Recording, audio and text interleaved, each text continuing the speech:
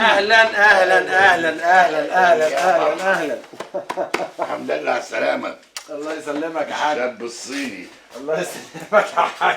نورت الدنيا والله، مصر نورت طب كلها. نورك يا حاج، والله انت ليك وحشه. اهلا يا حبيبي، انت اكتر، اتفضل اقعد. ايه رايك بقى في المقلب السخن اللي عملته لك في جاد؟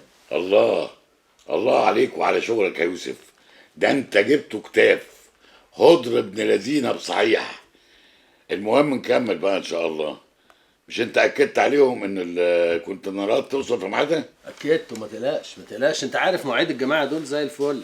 واكدت كمان عليهم ان بضاعه جاد مش هتيجي غير بعد 10 ايام، ما هو كله بتمنه. مش خساره فيهم يا عيني عليك، 10 ايام دول حلوين قوي. نكون احنا اتصرفنا مع التجار واكدنا عليهم. خليه هو بقى يلبس في الحيطه ويلبس في البضاعه بتاعته. يعني ال10 ايام دول البضاعه تنزل من المراكب على التجار على طول. الله على دماغك يا حاج، الله عليها. عايز تكتب نفسه وتفطسه خالص؟ ماشي، هفطسه لك خالص. الله الله الله الله، انا عاجبني انك نازل حامي على الشغل قوي كده.